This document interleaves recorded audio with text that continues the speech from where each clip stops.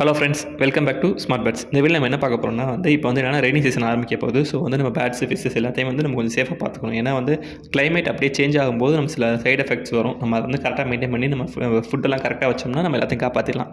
Bats மழை season அதுக்கு பிடிக்கும், ஆனால் ப்ரீட் ஆகாது. நல்லா என்ஜாய் பண்ணுவாங்க அந்த டயத்தில் ஸோ இந்த டைம் ப்ரீடிங் நம்ம கொஞ்சம் கம்மி பண்ணுறது நல்லது பேட்ஸை பொறுத்தவரை. ஏன்னா டெம்பரேச்சர் இஷ்யூ ஆகும்.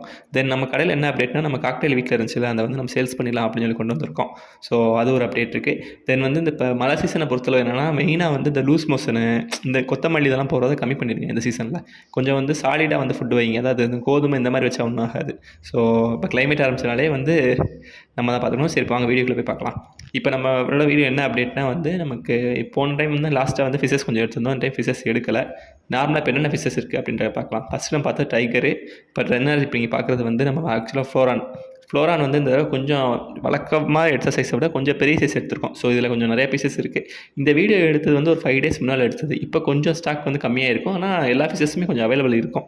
நம்ம நிறைய கலெக்ஷன் இல்லாட்டினாலும் நமக்கு போய் ஓகே அப்படின்ற சொல்கிற அளவு கலெக்ஷன் இருக்கும்.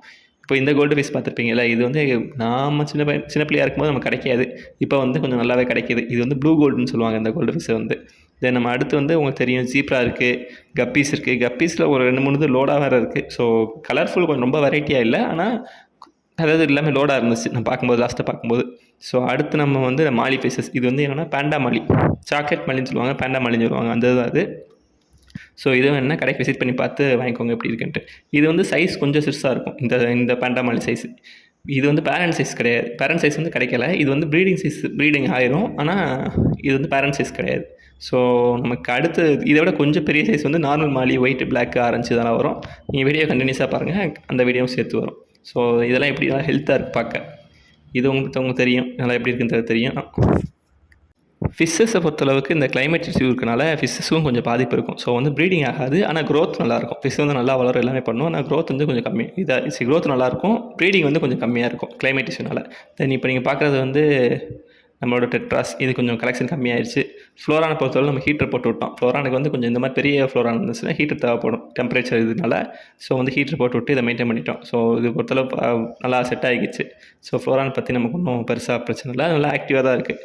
தென் இது மாலியில் எல்லா வகையான மாலியுமே இருக்குது. ஸோ இது வேணுனாலும் யாராவது விசிட் பண்ணி பாருங்கள். கொஞ்சம் பெரிய சைஸும் இருக்குது. பேரண்ட் சைஸ் கிடையாது, ஆனால் அது பேரண்ட் சைஸில் உள்ள மேல், ஃபீமேல். அதாவது இப்போ white Malina white மாலியில் parent size மேல் இருக்கும், பிளாக் மாலியில் பேரண்ட் சைஸ் ஃபீமேல் இருக்கும். அந்த மாதிரி இருக்குது. ஒரே வீட்டில் தான் நம்ம கரெக்டாக பேரண்ட் சைஸ் இல்லை. ஸோ இது வேணுனாலும் யாராவது விசிட் பண்ணி பார்த்துக்கோங்க. இது கொஞ்சம் வேகமாகவே காலியாயிரும். ஏன்னா லோடாக இருக்கதா பார்த்து வேகமாக வாங்கிடுவாங்க. ஸோ வேணும்னா இதையும் எப்படி இருக்குன்னு பார்த்துக்கோங்க.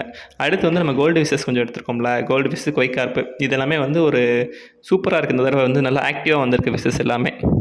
ஸோ இது யாராவது வேணால் வாங்கிக்கோங்க. கொய்கார்ப் பொறுத்தளவு இதெல்லாம் பெருசாக வளரும்.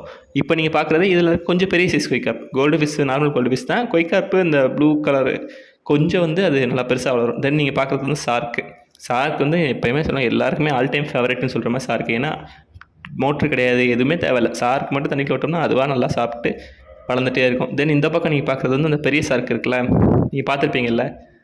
இது உங்களுக்கு கரெக்டாக இந்த வீடியோவில் வெயிட் பண்ணுங்கள், கொஞ்சம் வெயிட் பண்ணுங்கள். அந்த பெரிய ஷார்க் எப்படின்னு பார்ப்போம். அது ஃபைட்டர்ஸ் இருக்குது. நம்ம ஃபைட்டர்ஸ் பற்றி நம்ம அடுத்த வீடியோவில் எப்படி இருக்குது, என்னென்ன சேல்ஸ் ஆயிருக்குன்னு பார்ப்போம். தென் ஷார்க் இது நம்மளோட கடைக்கு எப்படி சொல்கிறதுனா எல்லோரும் இந்த மீனை தான் பார்ப்பாங்க. அப்படி வைப்பாங்க ஒரு மீனை.